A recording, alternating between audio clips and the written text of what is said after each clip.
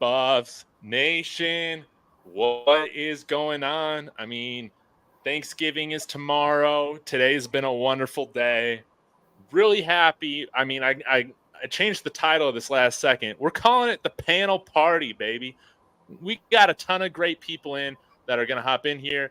We got Rawhide Media for you and Lawrence Collins in the building.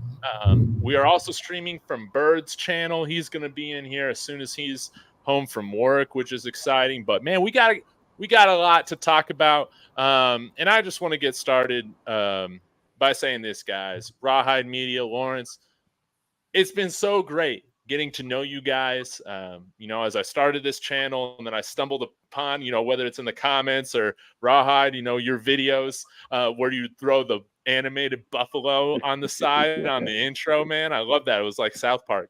It was super awesome, man. Getting to know you guys throughout this whole thing, it's been wonderful. So thank you for being willing to discuss and laugh along with me, with little old me. I appreciate it. Mm-hmm. Like I said, I appreciate you, David, for just for having me on, man. I love your content, and I love hearing Lawrence's voice. You know what I'm saying? I'm enlightened every time. Yeah, we learn a new word every time he comes on, right? I know, right? Every time. I know. Man, I love it. Well, we got a lot to talk about. I guess we can just go ahead and open up with like the breaking news, but I do we'll talk recruiting, of course, Lawrence. We need a beat on what's going on there, but also Rawhide, man. It didn't seem like your channel was interested at all yesterday.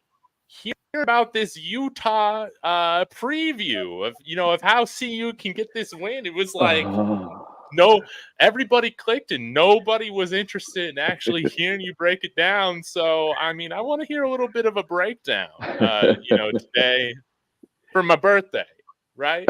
We can do that. Right. So, granted, I titled it. And just to be full disclosure, I got that somebody in one of my comments said I was capping about picking Colorado to beat Utah. And so I just used what he said to me in the title, right? I gave him credit too. I told him, man, I appreciate it. You gave me the title, but yeah, guys, what you got to understand is that those of you who's been listening to me for a while, I honestly I use Utah as an example of why I thought Colorado would do well in the Pac-12. Breaking down from the fact that 2 years ago, they was a top 10 team losing to a no ranked Florida, getting beat down. Then you came right back, you know what I'm saying, and won the Pac the last couple of years. So talk about the history of Utah, in addition to that being a G5 school, and they coming into the Pac and they just ran it. You know what I'm saying? It'd be the equivalent of a team like I would say UCF. They're headed to the Big 12, but let's just say they went to the SEC and started winning in the SEC, right? So we all know that wouldn't happen.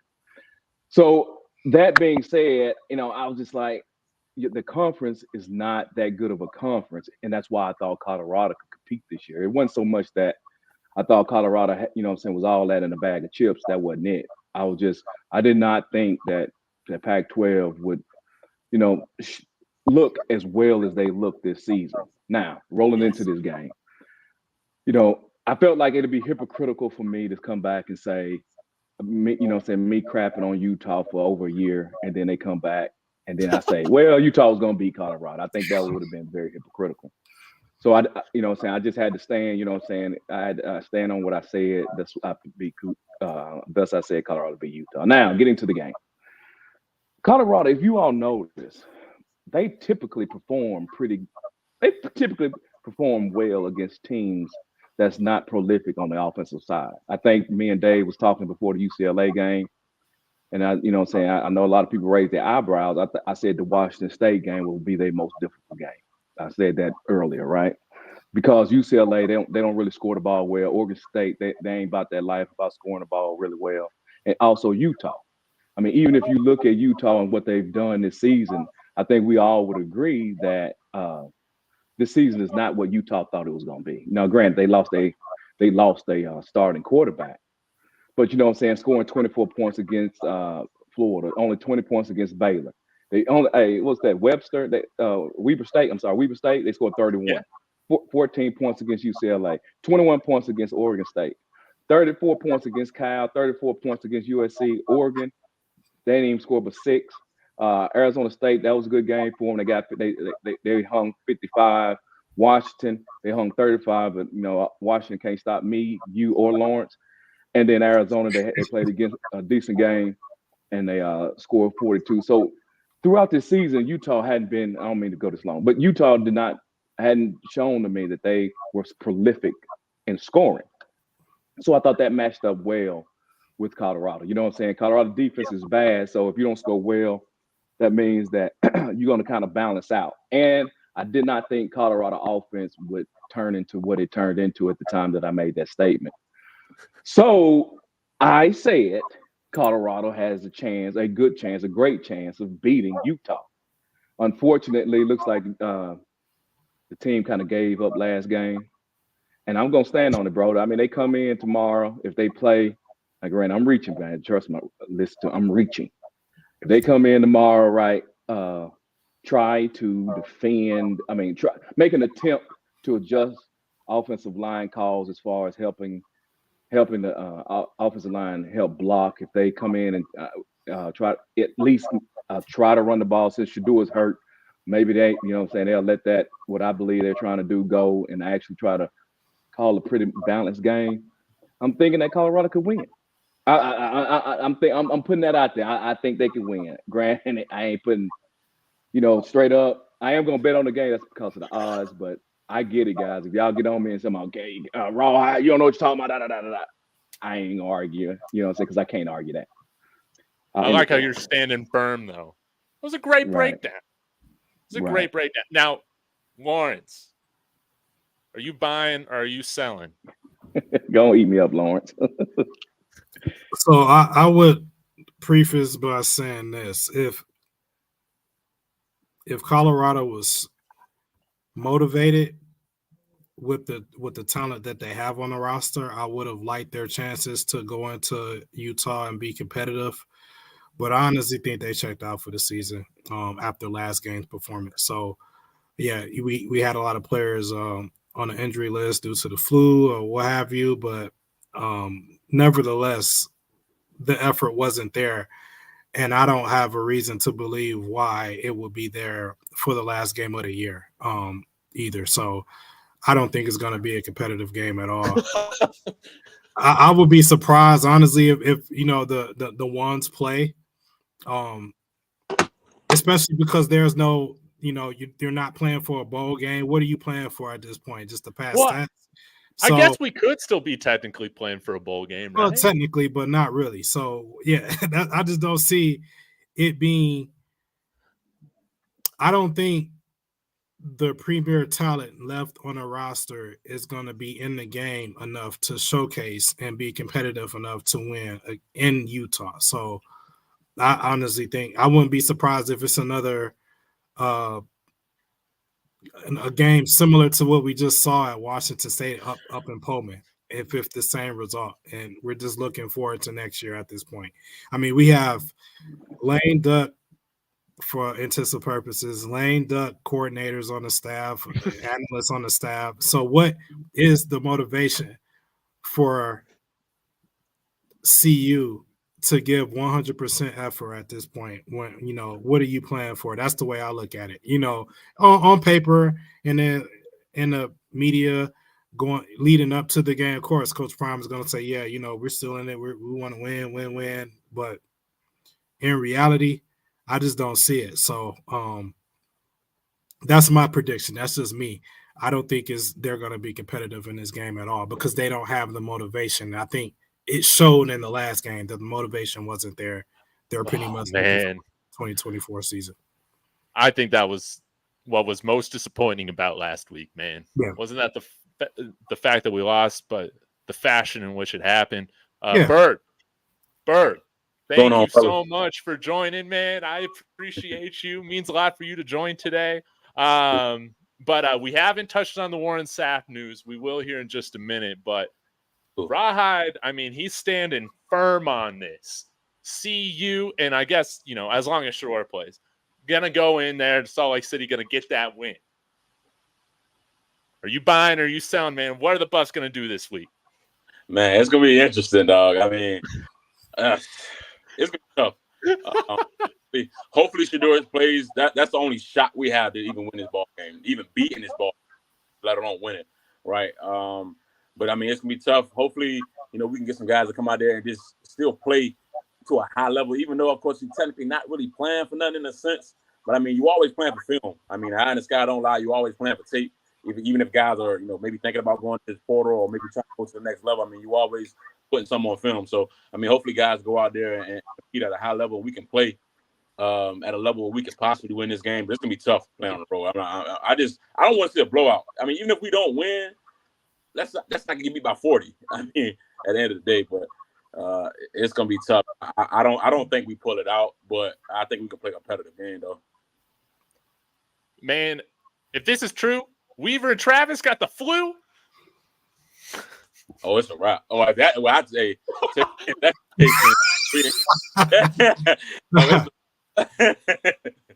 yeah, we in trouble then. Yeah, you still got players under the weather, and then just on top of just being under the weather or injury or whatever the case may be, what's the motivation? I mean, you can Coach Prime go in there and give his rah-rah speeches, but what is the motivation at this point of the season with the record being what it is at this point?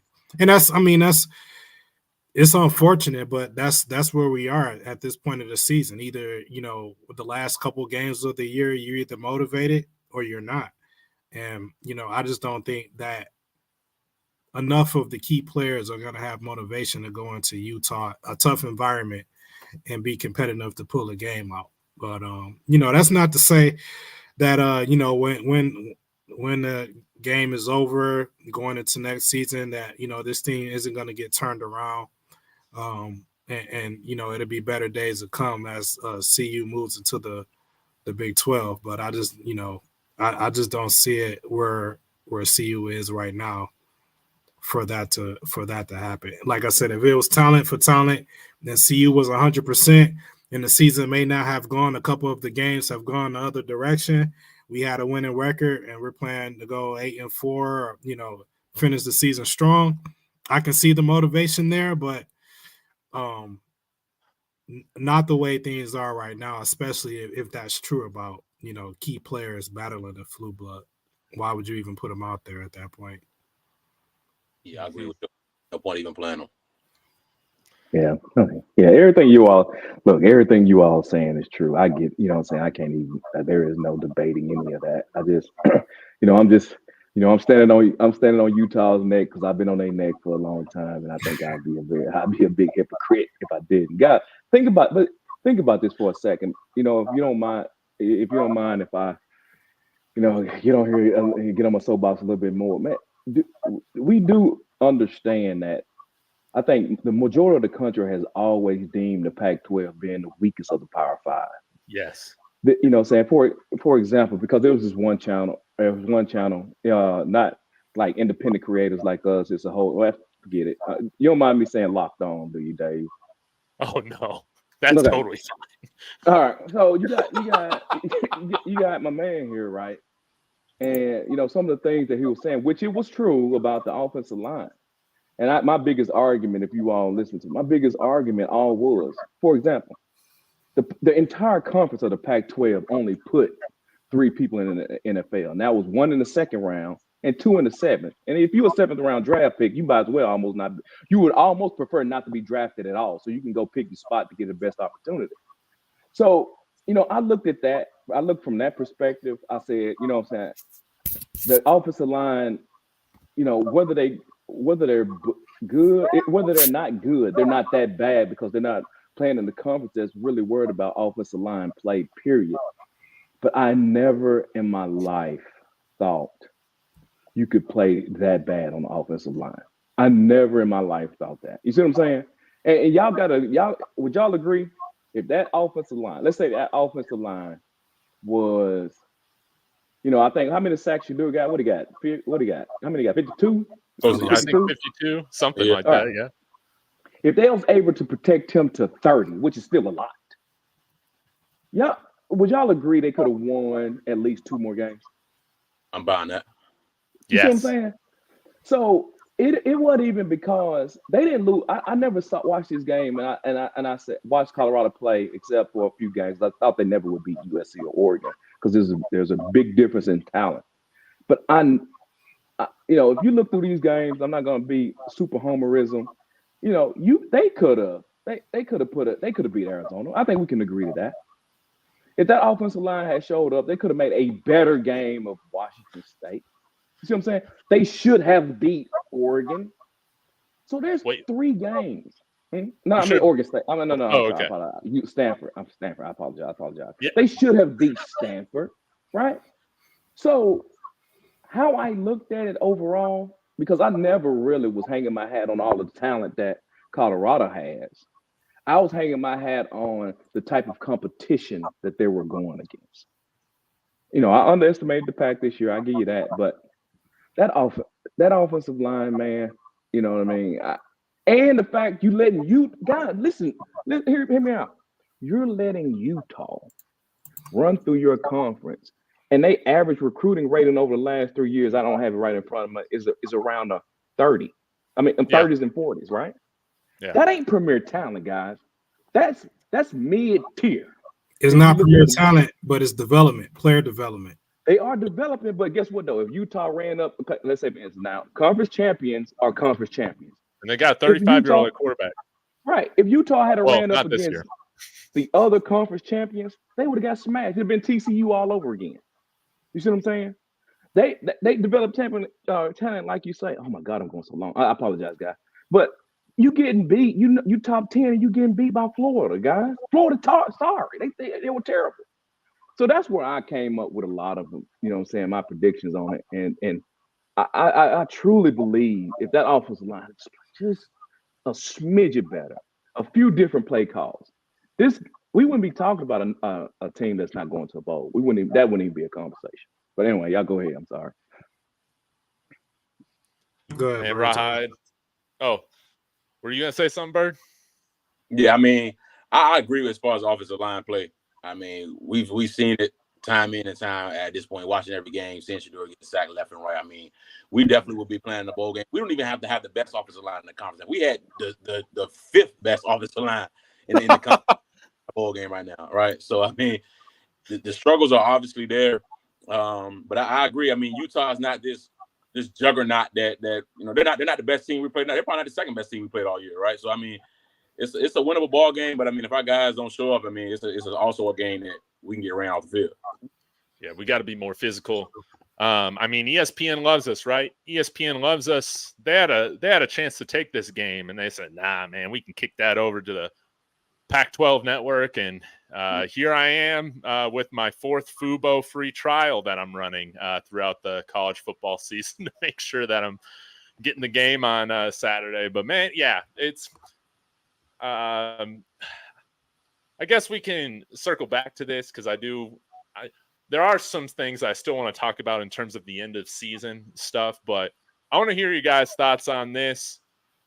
Warren Sapp coming to the coaching staff. He tweets out reinforcements on the way.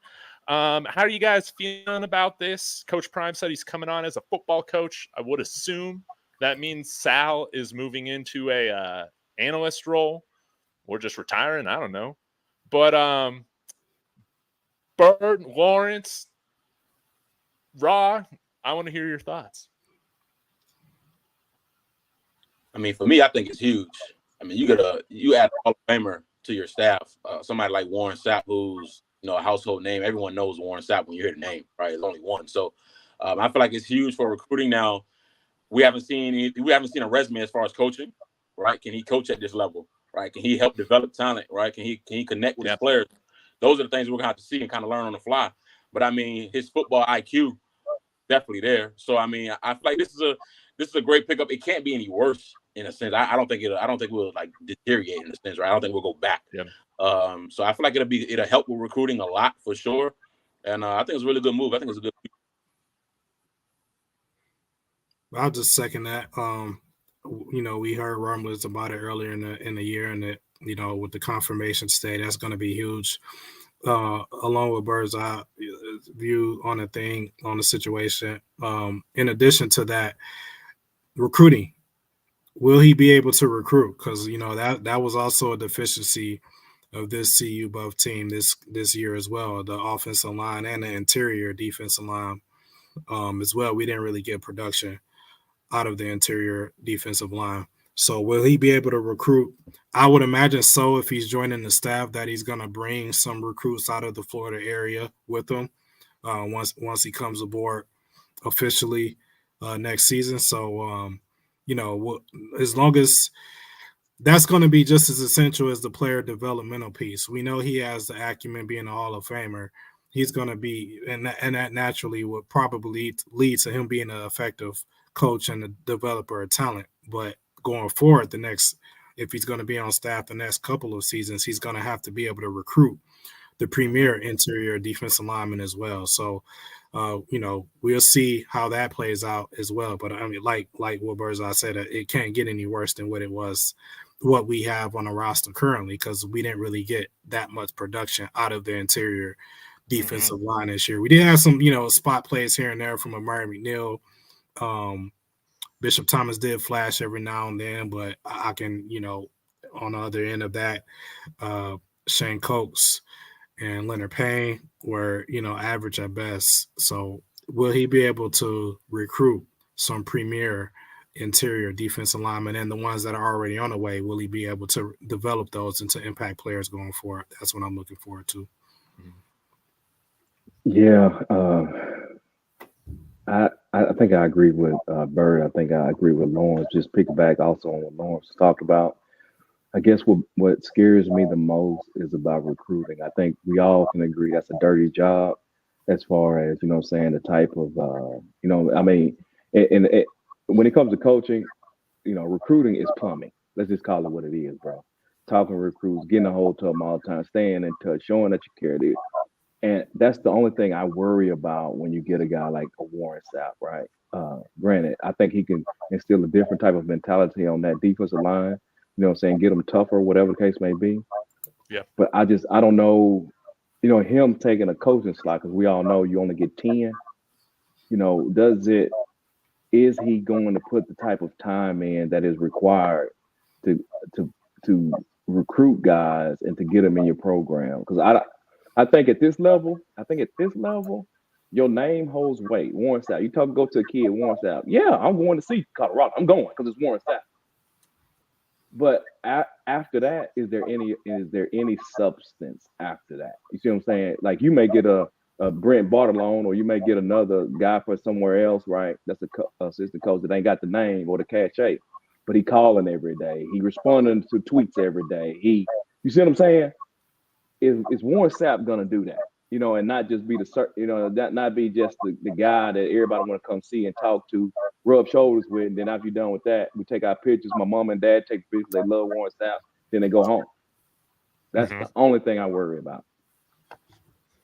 Am I putting like too high of expectation on, like, he's coming on to staff here? I'm expecting him to be like right up there with Nick Williams in terms of like his recruiting power and what he should be bringing to the roster. I don't know. TBD. We'll see. Because like I said, what if Coach Prime is talking about him coming and making that announcement, that is a definite thing, I would have to imagine that there are 2 or 3 guys that they already targeted that are locked in with Warren Sapp that are going to come with them. So are those going to be impact players? And then the players that are already on the roster on the interior defensive line, are they going to take a step up and become great? Like I said, we have good showings this year from Amari McNeil and flashes from Bishop Thomas. Is he going to take those 2 players to the next level and then bring some more in and maybe create a tight pipeline of, okay, this is where I want to go because I'm an interior defensive lineman. I want to go to CU because they've developed Amari McNeil and made him an NFL player, and Bishop Thomas an NFL player, and whatever else, whatever other defensive tackles they're able to get. Coach Sapp has developed those to NFL player. So that remains to be seen. A lot of it is still unknown, but I mean, to Bird's eye point, can't be worse than the output this year. And that's not a knock on Coach Sal by any stretch. It's just the limited talent he had to work with, because I think he did maximize the talent for what he had on the roster, but it just wasn't a strength on the team throughout the season. It just had flashes here and there.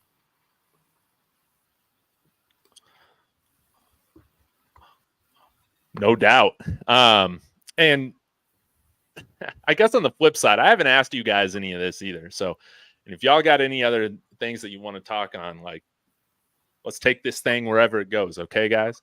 But in terms of Bird, like, is there anybody on your mind right now, or Lawrence, man, that we should be targeting for offensive line coach, offensive coordinator? Rawhide and I have talked about this quite a bit over the last few weeks, but if we're bringing in somebody like Warren Sapp, I think that's very exciting. I can see the potential in this thing. And I spoke with Coach Hayes on Chico's show earlier today, and being a South Florida guy, he actually thinks that it's a really good hire. And he thinks and he says that Warren Sapp can coach.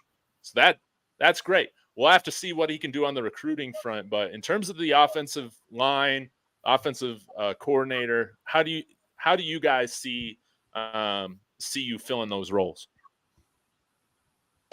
I mean, I feel like those two are huge hires. They're two of the biggest hires that Coach Prime is going to make, for sure, without question.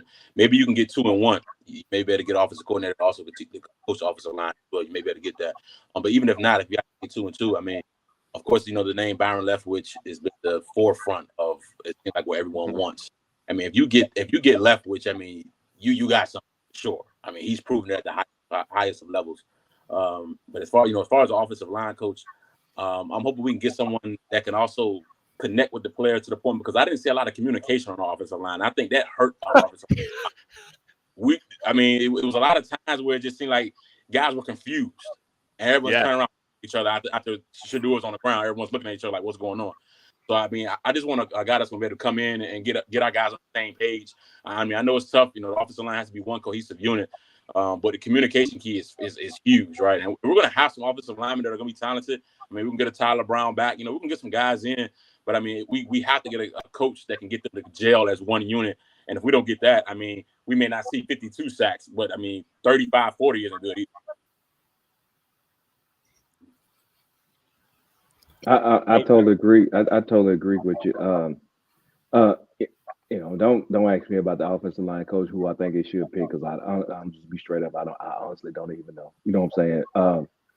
Because they hit or miss. I've seen teams go grab this offensive line coach because they think he got a good history, and they get to that college and they were terrible. I.e., Texas A&M. Then I get, you see some people, they offensive line off the chain, and you don't even know who the offensive line coach name is. You see what I'm saying? So I think talent, and you are probably going to, as long as we, the more we be on the show, the more I'm talking, you will see that I am big on recruiting, because I think that's 65 to 75% of the battle is talent in college football. And whoever they get, I hope they can go out and get some guys that got at least have enough talent to show up and show out. Also, we ain't touched on this. I just want to see them develop somebody. I am thoroughly afraid if they come with 5 new offensive linemen next year. That scares me, because that says that they didn't develop what they had. We could say that they don't have any talent at all, but you could also end up being something similar to what you got this year. Because what you'll say is you get 5 new one, they may possess some talent. The first thing they ain't working right. What are we gonna say? Well, they need some time to gel and work together. Because that's generally what they say with everybody, NFL, whatever the case may be. They need some time to gel. I want people that's been in the program to be able to, take that next step. Yes. Yeah, that's why I honestly don't want, too many guys of this line to leave. Am I crazy? We need to develop some of these guys. What I'm going to be concerned about, though, is if we're starting from scratch again. pretty much. Again, can it get any worse than this year? Well, I mean, I didn't see it getting this bad this year, So man, I don't even know. But I do say, I also want to see some offensive linemen come here. And again, we are getting reinforcements with Tyler Brown, David Conner, but man, that are gonna, poke a guy in the eye. That's gonna stick up for the quarterback, man. I know Prime called those guys out, for lack of doing that. And we never really saw that type of tenacity afterwards. I think that maybe in the Nebraska game, I think Savion Washington, got a personal foul for a late hit or unnecessary roughness to do something like that. But that's the last time I can think of the offensive line stepping up and really trying to physically intimidate or defend what was going on with the quarterback. But yeah, y'all speak up. So one thing I would say about that, first about who should be the OC and who should be the offensive line coach. I won't throw a name out there because I think the decision has already been made and has been made for some time now. So like I said, we talked about this before, David, when we were talking about recruits, namely Jordan Seaton and some of the big names out there, Bryce Underwood, for example. If you want to have a chance at big time 5-star high caliber players like that, you have to have a game plan going forward. And when they're, in spite of their animosity with Sean Lewis losing his play calling duties and O'Boyle, being rumored to be out on the outs as well, you had players visiting CU after that. I guarantee you that they were told the game plan going forward. There was no question about the direction going forward. So I'm sure those players who are coming in, who may be silent commits or maybe on the fence, they know the game plan, and I think CU already has a game plan going forward for who's going to be the offensive line coach, the offensive coordinator, and whatever other coach, assistant coach may be on the outs that we don't know about. That replacement has already been filled, in my opinion. So to come up with a name of this school and that school, I think personally that those decisions have already been made. We just don't know about them. It's because the season hasn't concluded yet, but we will know about them, in my opinion, immediately after the conclusion of that Utah game, probably the next day, if not Monday at the latest, because I think a lot of news is going to happen, not only at CU, but across the nation with firings and, coaches being named as replacements here. For example, Michigan State. I think Michigan State is going to name their head coach Monday. And who's it going to be? You think it's going to be Jonathan Smith? Jonathan Smith is their preferred candidate. So honestly, it's his job to lose. If he wants to take the job, it's his. Now, I've also heard that Oregon State is talking about a contract extension. A lot of times they use these interviews just to get an extension at their existing school. He played for Oregon State, so he may want to stick it out there and just get some more money. But from what I understand, the job is his to lose. So if he doesn't want it, they'll go to the next candidate, which I'm hearing is going to be Mike Elko from Duke. Those are the top two guys. And then they have a third candidate, Candle, who's the head coach of University of Toledo. So we'll see what happens. But from what I understand, it was just announced today that they're pretty much full steam ahead on Jonathan Smith, is whether or not he wants to accept the job. But either way it go, I think they're going to name a replacement head coach on Monday. So that's something we got to remember, that we're approaching the portal. We're approaching early signing day. So these decisions as far as personnel and coaches and things like that, they have to be finalized well in advance of the conclusion of the regular college football season. So that's my thing on it. I think the decision has been made weeks ago on who's going to replace Sean Lewis and O'Boyle and whoever else is going to leave. Those replacements have already been decided because that's what you have to do in this landscape. So I think as far as the offensive line woes are concerned, I think we probably will see 5 new starters going into the 24 season. What was lacking this season was depth and depth to compete with the 5 starters that we had in place. Yeah. So I think that's what's going to be the biggest change from the offensive line going forward. We're going to have depth. So instead of having, okay, we have to put this particular player at left tackle because we don't have anyone pushing him. We don't have 3 left tackles. We only have 1. And we have a guy we can make perhaps plug there, but we don't have 3 true, definite, high caliber left tackles to compete for a job in the fall and the summer to see who's going to win out. Our center, Van Wells, he wasn't pushed. So I think he actually played down a lot of times because who's going to replace him? He was replaced due to injury with Zelinskis one game, but we knew he was a freshman. He wasn't really pushed for his role on the team. So I think should never been put out there, man. He should have never been put out there. Bailey's played center in the past. I don't know why they didn't just move Bailey. Not as a center, but maybe as a guard and maybe, in 6 lineman sets like they did this last. I don't think they did at Washington State, but the game before that they had Zelinskis as like an extra tackle in a 6 lineman imbalanced line. So maybe in situations like that, and gradually work him into the lineup. But a true freshman center, that's rough. I know Van Wells played it, but it's still very difficult. So I think that's what we're going to see going forward. They're going to get some more linemen added to this roster, and they're going to push whoever was the starter in 23. And it could be very well that we wind up the 5 best guys that we have are going to be 5 different guys from what we saw in 2023. And could you argue against that? Like, do we have one offensive lineman that you could say, you know what, this person proved themselves no matter what, that they should start in 2024? I don't think so. So no, with talented competition, I think it's going to play itself out that we see 5 new linemen starting back there with Shedeur next season. Mm-hmm.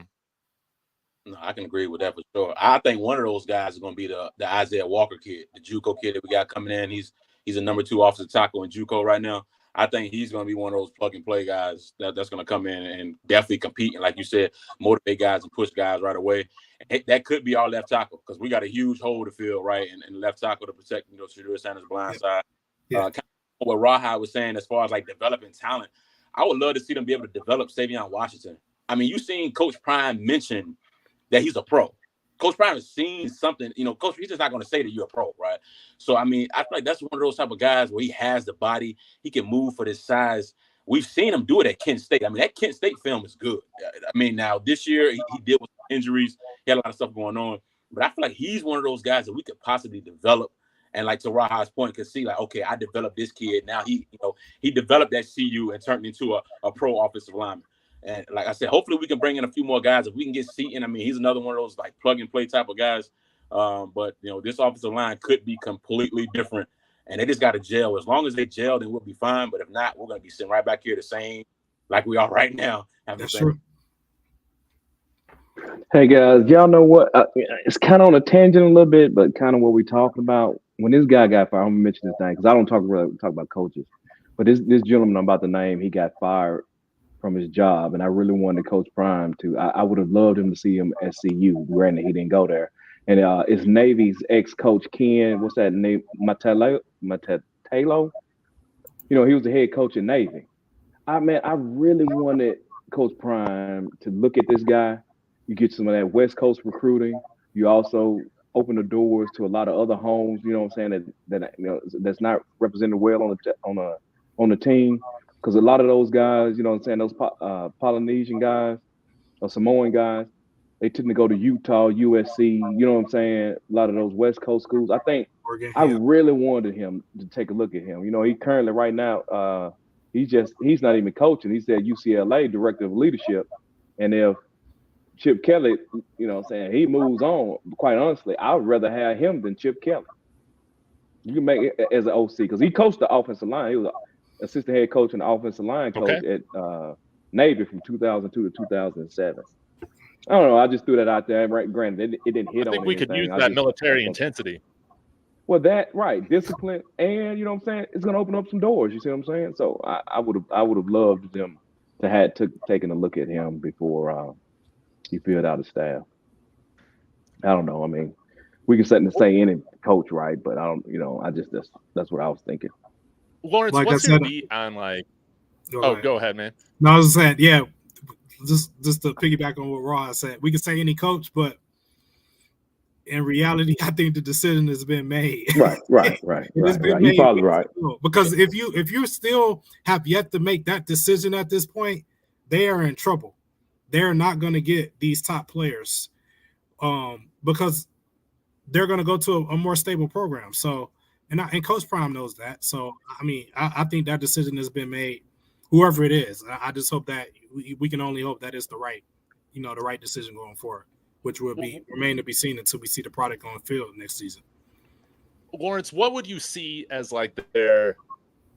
No, you probably don't want to drop names or anything like that, but like the type of philosophy, the type of scheme, the type of system, is it going to be something similar to what we've seen this year? A drastic change? Are we going to use 12 personnel? Are we going to get a tight end? I don't think it's going to be a drastic change. I would say because it's Shadour's last year, offensively, it's going to be a scheme that we saw him most successful. And we saw him most successful running Brett Barnoloni's offense his last year at JSU. So I think it's going to be an offense similar to that. That offense was balanced. They did use a lot of 3 and 4 wide out, but they also ran the ball considerably as well. I mean, you had Savion Wilkerson amass over 1,000 yards in 8 games. So I think Shador was only sacked 23 times last year as well. So, you take a good offensive line and good skill players, good running game. I think we are going to see an offense similar to that. Whoever the coordinator is going to be next season going forward, and the personnel, offensive line personnel is going to reflect that as well. I think the skill players are already there. Obviously, we're a little deficient at tight end. So, again, I know Coach Prime knows the areas of deficiencies. He's going to load up on offensive lineman, defensive lineman. He's going to get up some tight ends in this cycle as well. So I'm not afraid. I'm not worried about the areas that they're pretty much deficient at right now. I think they're going to load up on those heavily in this offseason cycle. But that's what I expect to see, an offense similar to what we saw last year at JSU. Makes sense. Now, Bodie's coming in here with the super chat. Thank you so much. That means a lot. One of our day ones. Hey, guys, what do you think about Chip Kelly coming for the OC job? Now, this is kind of interesting because it was like the 24/7 beat reporter for UCLA said last week that they expect him to be fired. Yep. Then they go out and just roll over USC. Has he saved his job? I want to get your guys' takes on this before I comment on how I feel like he might be in terms of fit-wise on the staff. I mean, I feel like fit-wise, I wouldn't mind the fit, honestly. You bring in someone that has the pedigree that Chip Kelly has and that can teach offense. He's done it at the highest level. I wouldn't mind it. I don't think he changes up too much. To Lawrence's point, I don't think he changes up too much. He's going to work with what Shadur Sanders is strongest at, and he's going to put him in position to be successful. I actually like it. Also off the field as well, because he's done a lot of things when it comes to like the nutritional aspect and like the training aspect that I know he brought from Philly as well. But that USC win is interesting because he could have saved his job there. And like you said, someone put out that it's a possibility he's out of the door. And a lot of times those situations are already made, even if you win against not. So I mean, he could be on the way out the door. I don't think that win may have saved him in a sense, but it didn't hurt him at all, right? It may get the conversation going back. Well, should we let him go? We're just gonna send him out of the door, right? So that conversation may be held. But I like the fit. I don't think it'll be a bad fit. I think it'll be actually a good fit.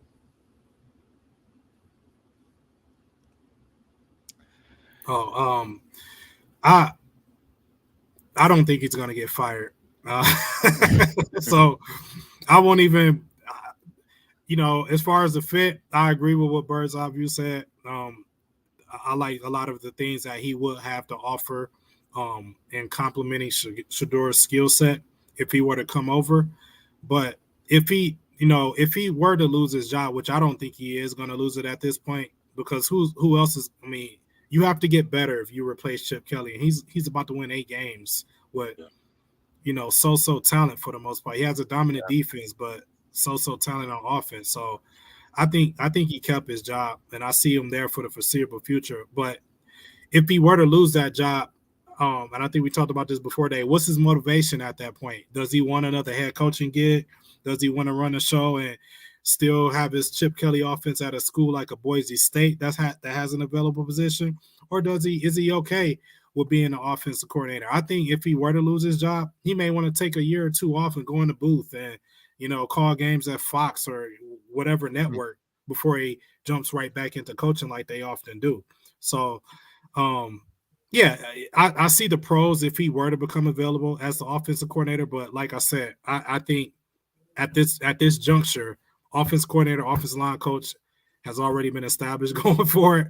And being that I don't think Chip Kelly is going to lose his job at this point, just my personal opinion, I don't think it's going to be him. So that's just my thought on it. I think it's going to be at UCLA next year and beyond for that matter. Yeah, I know I agree with Bird also as far as how it looks on the program and all those positive attributes. Yeah, I don't know about it, I'm saying if he does get fired, I'm saying I'm sorry. What worries me the most about a coaching staff is when you get so many big personalities, right, and people that's validated. And I prefer coaching. Like if you are a new coach like Coach Prime or anybody else, I think you should get one guy that has a lot of head coaching experience, and you need 8 hungries. It worries me about a staff made up of Coach Prime, arrogant Chip Kelly. Let's call it what it is. This ain't me talking. This is what the people that deal with him talk. And he don't like to recruit. That we've known that. You get a Chip Kelly, then you come with an NFL guy like Warren Sapp. And Coach Prime already said Warren Sapp, he ain't got to put all his time in. He could be gone at noon. So you lose some hungriness. You see what I'm saying about doing the little things. It's kind of remind me of the Lakers when they picked up Russell Westbrook. I mean, how many dudes diving for balls? You can't have 4 guys out there that ain't gonna dive for no balls. You know what I'm saying? Somebody got to scrape their knees up. You see what I'm saying? Take those cherries on their shoulders and all that. So when you put all that talent on the coaching staff, it seems like, I don't know, I'm concerned about the flow. You see what I'm saying? I'm concerned about the flow. I even think it was Mike Tomlin. He dealt with that at one point. So Chip Kelly be cool. You can't lose with his football knowledge and all that. If that's strictly what we're talking about, I think it would be a decent deal if by chance it would happen. My question is, who's going to do all the little things? Yeah. Let's look at the special teams right now. They ain't got a special teams coach. Let's call it what. No, they don't have an official special teams coach. They got an analyst that does special teams stuff. You see what I'm saying? So, bro, and we all know how bad does special team stuff. Is anything on special teams actually being done? Do we know that? Have we seen that in the well-off videos? I mean, because technically analysts can't coach. And how many times have y'all seen Trev out there coaching the special teams on them videos? You ain't seen it. Think about that. You have never seen Trevor coach. Think about that on them well-off. Never seen it. You see every other coach. And that's actually a phase of the game. That's 1/3 the phases of the game. Yeah. I just, I'm almost certain that'll be addressed in the offseason, though, Rojas. They better. Oh, man. I mean, can Warren Sapp coach special teams too? I'm certain that's going to be addressed.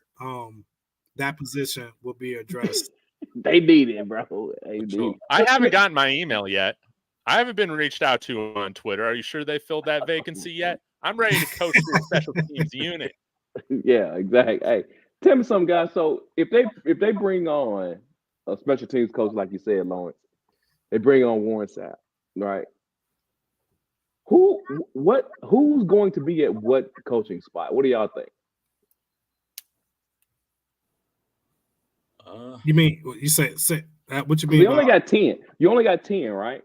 Gotcha. Okay. So if you bring on Warren Sapp, you bring on a special teams coach, how this 10 gonna be filled out? What do y'all think? Well, they may not bring on an official special teams coach, but they may have that person tagged as an analyst like they do Trevor. But that person is going to have special teams experience, significant special teams experience. I think that's how they'll do that.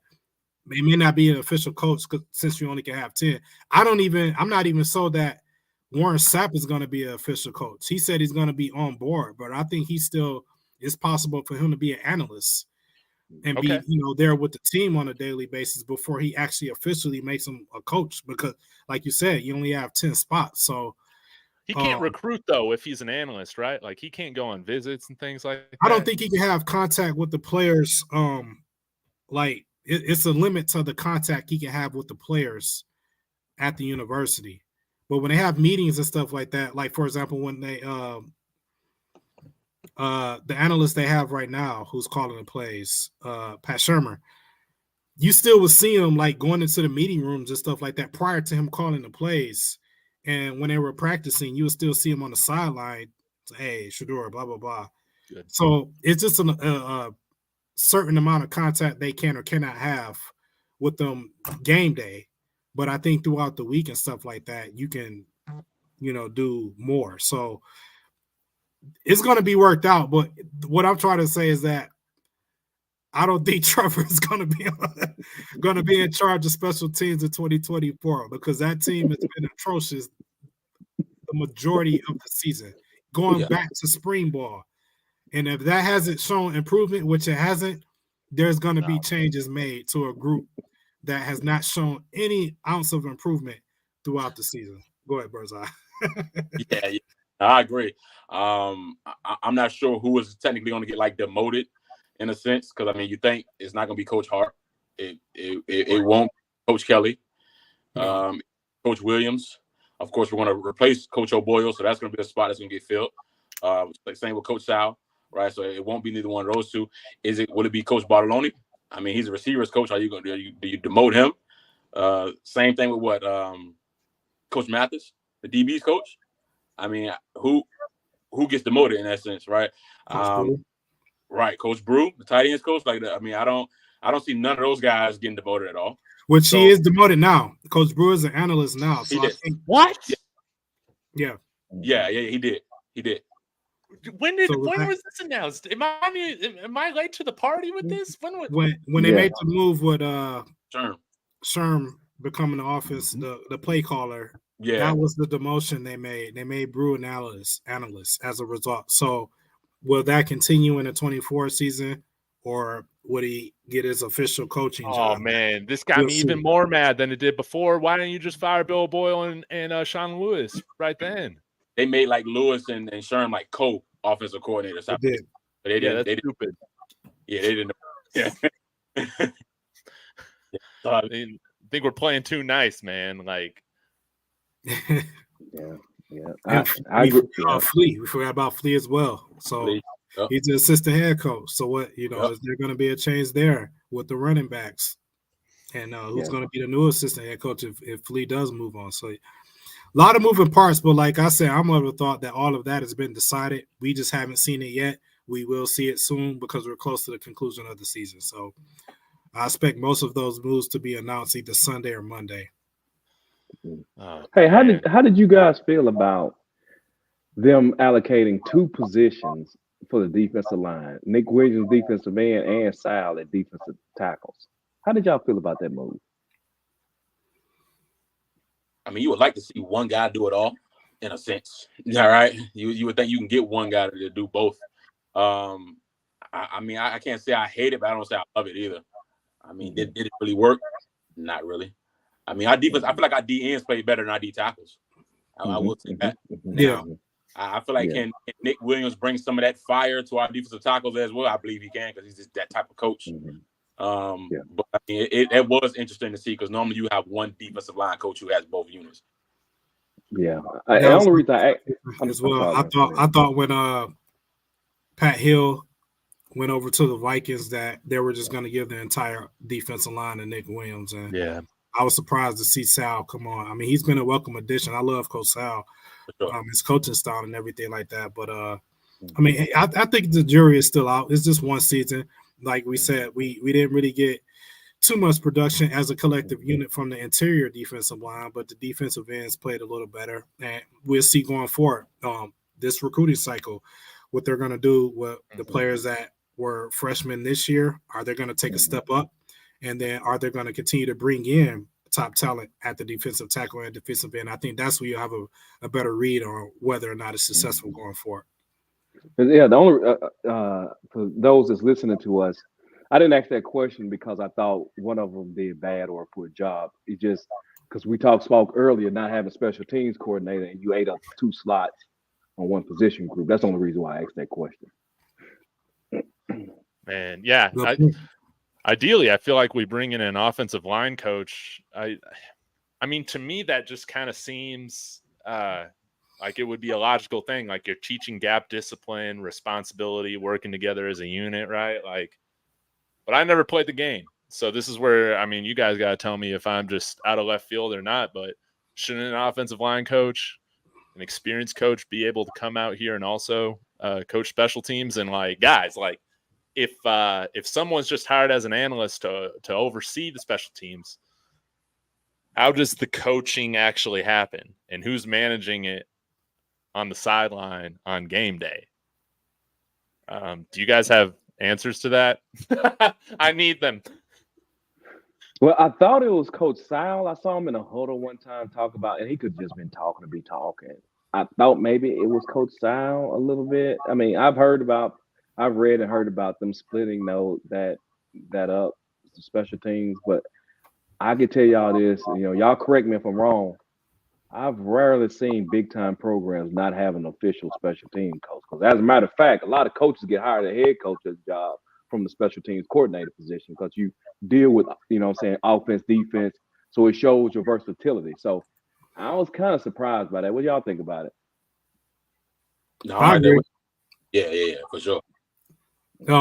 Brew was a special teams coach at one point. So he has familiarity with the position. Perhaps they move Brew to that role to handle that and the tight ends in 24.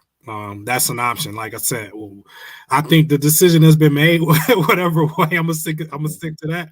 I think Coach Rob has a idea where he wants to go with that. But yeah, I do agree with you on that.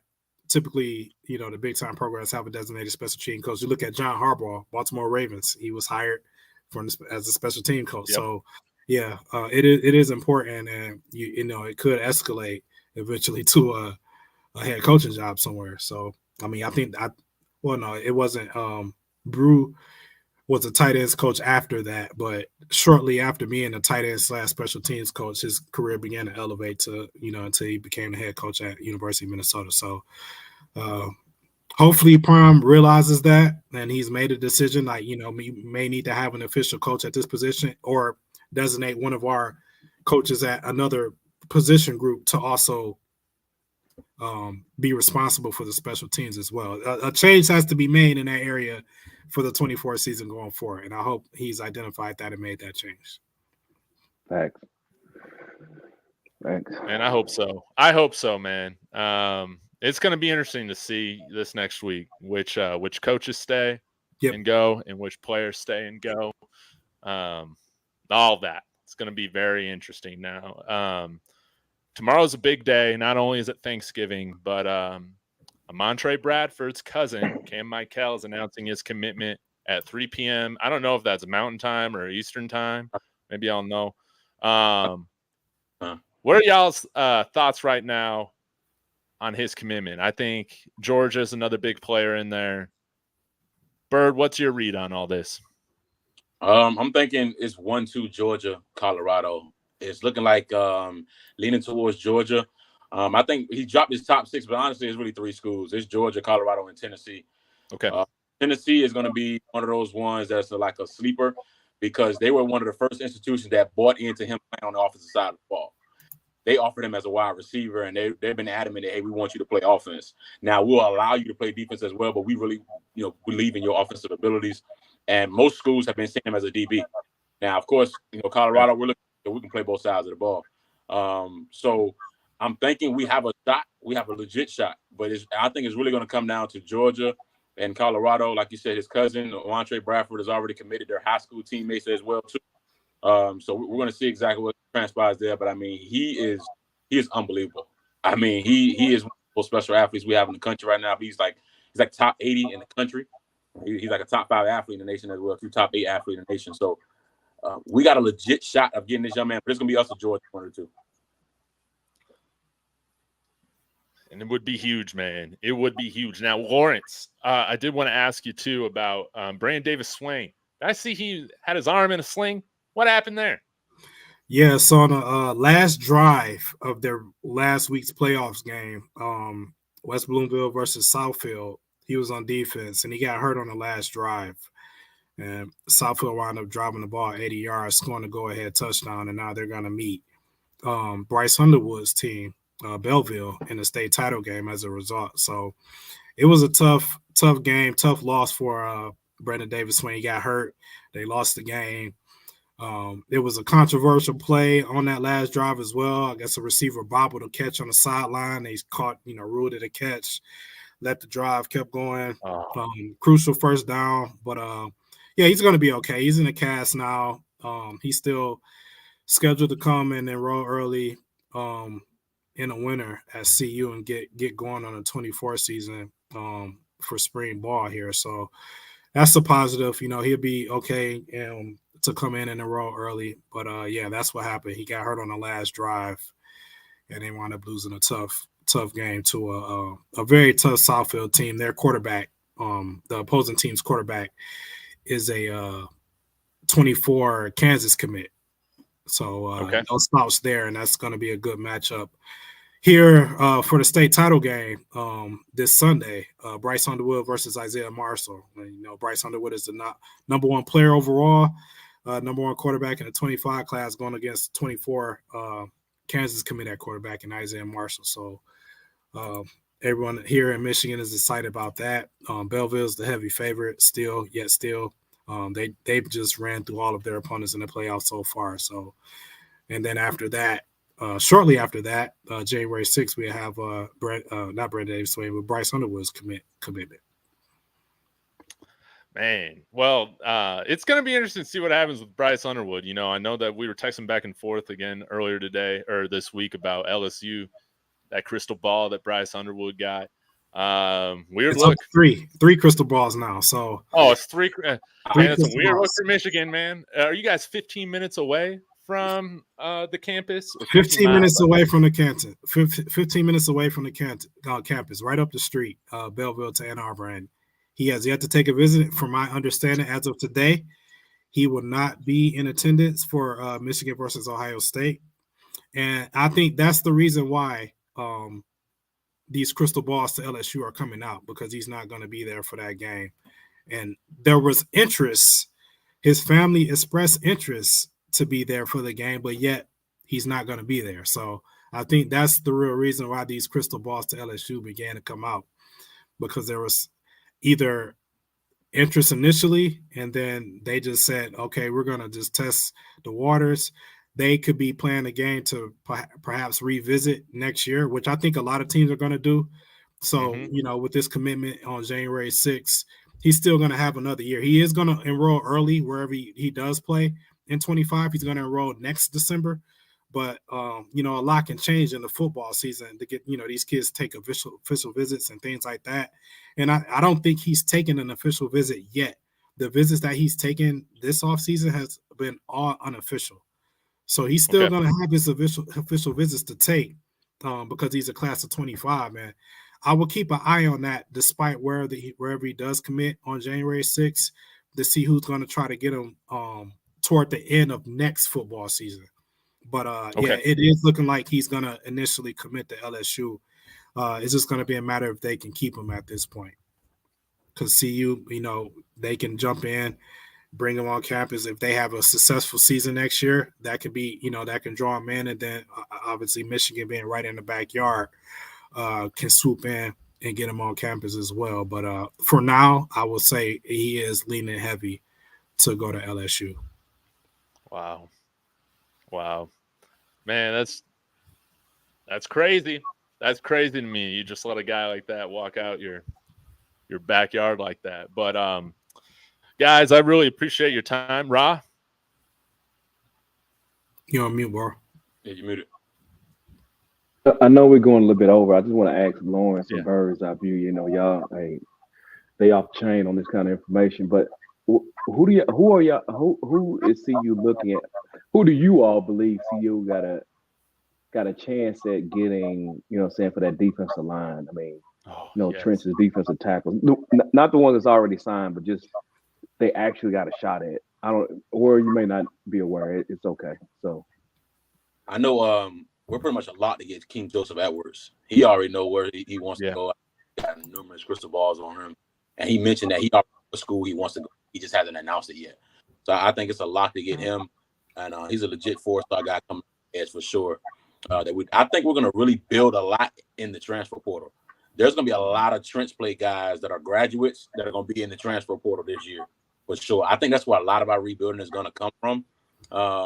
I haven't seen a lot of high school guys right now because a lot of the 24 guys, most of the top 24 guys right now, I mean, they're pretty much already committed, right? Yep. So especially when it comes to the defensive lineman, there's not many. So we get King Joseph Edwards. It's all in a matter of time. I think the rest of the guys that are going to be impact players are going to come for the transfer portal. I got you. I would agree as well. As far as the 24 class, Brandon Davis Swain is going to have that ability to play interior defensive line as well. He can play interior and he can play edge rusher. He's versatile like that. He can also play tight end and play it pretty effective. So you're going to have some versatility coming with Brandon Davis Swain. But I was second bird's eye view that a lot of the damage is going to be done. Players that we don't even know about that are still on other teams today, but probably have silently, made it known to the CU staff that they plan on transferring, hitting the portal on transferring to CU. Players that we're going to be shocked to say, oh, wow, this player from this school is coming here. So I think you're going to get a lot of that. I fully expect at the end of the day, CU to wind up with a 20 to 25 high school recruiting class and a top 3 transfer portal class. So obviously if they get a top 3 transfer portal class, the bulk of their players that are going to contribute are going to come from that portal. Do you know the diagnosis of Davis Swain's injury? Is it broken? I saw him in a cast in the hospital. I'm like, what's the diagnosis? It's a hand/wrist. He got just balled up in a pile, and so it's not serious. I mean, he'll be okay. Come spring ball. He's going to take a little bit of time, but he'll be okay come spring ball. So cool. Man, that's nice then. Okay. And that's what I'm really concerned about. I think 2020, this coming up season is one of the most critical seasons for Coach Prime's Power 5 coaching career, because let's be honest about it. Shadur Sanders, he covers up a lot of deficiencies, some holes in offense and defense. But he won't be there, after next year. So this recruiting class will be sophomores, and the one you got previously will be juniors. And I think it's imperative that they, they shore up this team. So that's the only reason why I asked. Yeah, another guy that I'm excited to see. Again, he's had a year off, but Omar White, he's a guy that can develop into a real dog there in the interior, I think. And I like that. It sucks that our recruiting class right now isn't bigger, but I do like that a lot of the commits that we have right now are centered around that front 7. I think it's very important, and I can't wait to see who else decides, to commit and sign here within the next month or so. It's going to be interesting. But guys, I got to get going, but I really do appreciate your time joining me for this panel. Greatly appreciated. Love to hear everybody's perspectives. Lawrence, Bird, Raw. It really means a lot. I do want to give a shout out to everybody in the chat participating. I absolutely love this. Want to get to this other super chat from Bodie saying, "Oh yeah, David, my nominee for the biggest haters is, drum roll please, the CU parking police. Man, they suck. They're the worst." You know, I never got to the point where I didn't pay my fines to where it got booted. It sucks, but you know, they definitely sent the collection after me. And I just said, you know, joke's on you. I got a new car. Got a new car. So you can't ever impound me, you know, but we got to figure out a way. We got to build a lot for these guys. CU Parking Police, they're terrible. And despite what you might believe, or, you know, it is not a targeting thing against the football players. It happens to everybody. And sadly, these parking people, you know, they have no bias. They just look to see who has their car parked illegally, which is terrible, which is dumb. But it is what it is. Guys, I appreciate you coming on here so late. You guys have a wonderful Thanksgiving tomorrow. You know, again, I'm very thankful for all three of you. The fact that we can get on here, chat Buffs, chat football all the time. It really means a lot. Lawrence, I know you don't got your channel rolling, but Rawhide, we'll start with you. You got any videos coming up later this week that the people should know about? I think on Friday, guys, I'm gonna do a little freestyle, and I think I'm gonna talk a little NFL. But other than that, that's all I really got upcoming. Oh, man, what about you, Bird? So hopefully we get a commitment tomorrow with Cam. If so, I have a video for that. If we get Let's go. Maybe I need to get mine ready. So hopefully we get that. If we get that, that'll be cool. Other than that, man, just I appreciate you guys always, man. It's dope getting up here. This was fun. I hope we can do it again for sure, man. And like I said, I appreciate y'all, man. Man, let's do it. Let's do it. Man, hopefully we would pull off the miraculous, man, and just beat Utah. And I guess I'll end with this. I don't care if it's called Daddy Ball. If Shador plays, man, break those records, baby.